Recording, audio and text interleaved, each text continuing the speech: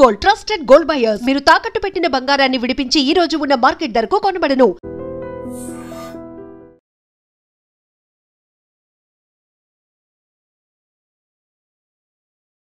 Welcome to iDream News. This is Pavan. Bhadradri Kothagudem జిల్లాలో దారుణం చోటు చేసుకుంది.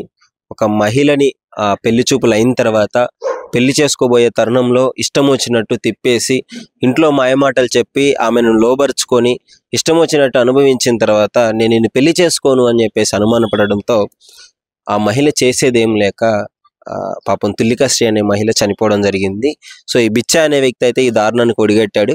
ముఖ్యంగా వివరాల్లోకి వెళ్తే భద్రాద్రి కొత్తగూడెం జిల్లాలో అయితే వెంకటయ్య తండాకి చెందిన తుల్లికాశ్రీని లక్ష్మీపురంకి చెందిన బిచ్చ అనే వ్యక్తి పెళ్లి చూపులకి రావడం జరిగింది. వాళ్ళ తెలిసిన వాళ్ళ ద్వారా ఈ సంబంధం అయితే కుదర్చడం జరిగింది.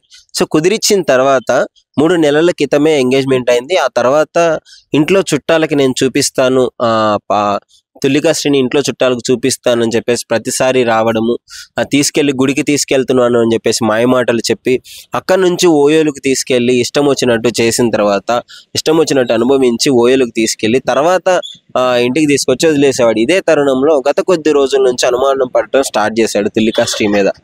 ఈ బిచ్చ అనే వ్యక్తి పెళ్లి చూపులు అయిన తర్వాత ఇష్టం వచ్చినట్టు పెళ్లికి ముందే ఈ విధంగా అనుమానించడం జరుగుతూ ఉన్న క్రమంలో సరే ఓచుకుంది ఆమె. తుల్లికాశ్రీ అనే మహిళ ఓచుకుంటూనే వచ్చింది. ఆ యువతి పాపము పెళ్లి చేసుకునేవాడు కదా, ఇట్లాంటివి ఉంటాయి అని చెప్పేసి ఓచుకున్న తర్వాత కొద్ది రోజులకి అసలు నీకుతో నాకు పెళ్ళే అవసరం లేదు, నేను చేసుకోను అని చెప్పడంతో తీవ్ర మనస్తాపానికి గురయ్యి పాపం ఆమె పురుగుల మందు తాగడం జరిగింది. ఈ నెల 13న పురుగుల మందు తాగిన వెంటనే ఇమ్మీడియట్గా వాళ్ళ హాస్పిటల్కి అయితే తీసుకెళ్ళడం జరిగింది. పేరెంట్స్ తీసుకెళ్ళిన తర్వాత హాస్పిటల్లో చికిత్స పొందుతూ యశోద హాస్పిటల్లో నిన్న చనిపోవడం జరిగింది. పాపం ప్రాణానికి ఎవరు బాధ్యులు చెప్పండి? తల్లిదండ్రులు కుదిర్చిన మ్యారేజే, మళ్ళీ అరేంజ్డ్ మ్యారేజే. ఈ రోజుల్లో ఏ చేసినా కానీ అటు లవ్ మ్యారేజ్ అయినా అరేంజ్డ్ మ్యారేజ్ అయినా ఏదైనా ఇలాంటి ఇన్సిడెంట్లు జరుగుతున్నాయి. ఎందుకంటే మహిళలు కొంచెం జాగ్రత్తగా ఉండాలి, యువతులు జాగ్రత్తగా ఉండాలి. వాళ్ళు చెప్పే మాయమాటలు నమ్మి చేసుకోబోయేవాడే కదా అని చెప్పేసి ఇష్టం వచ్చినట్టు వాళ్ళతో తిరిగితే లాస్ట్కి ఈ విధంగానే ప్రతి మహిళ జీవితం అవ్వాల్సి వస్తుంది. ముఖ్యంగా ఇంకా పోస్ట్ మార్టం రిపోర్ట్లో తేలిన విషయాలు ఏంటో తెలుసా? చాలా దారుణంగా ఆమెను కొరికినట్టు, వేళ్లతో రక్కేసినట్టు, గోళ్ళతో గీలినట్టు క్లియర్గా పోస్ట్ మార్టం రిపోర్ట్లో ఉండడం జరిగింది. అంటే ఎంత చిత్రవద చేసి ఉంటారు పెళ్లికి ముందే. ఇలాంటి క్రూరుల్ని అయితే ఈ విధంగా పెళ్లి సంబంధాలకు వచ్చినప్పుడు కనీసం వాళ్ళు అదొక్కటే కాదు, ఎంక్వైరీ చేయాలి. బ్యాక్గ్రౌండ్ ఏంటి, వాళ్ళు ఎలాంటి వాళ్ళు ఏంటి అని అన్ని ఎంక్వైరీ చేసుకోవాలి. ఈ పాప అయినా మరి తుల్లికాశ్రీ అయినా ముందే చెప్పు ఉండాల్సింది, ఈ విధంగా ఉంటున్నాడు, నాకు నచ్చట్లేదు, ఇది అని చెప్పేసి పేరెంట్స్తో షేర్ చేసుకోవాల్సింది. కానీ పెళ్లి చూపుల వరకు వచ్చింది, అందరికీ తెలిసిపోయింది.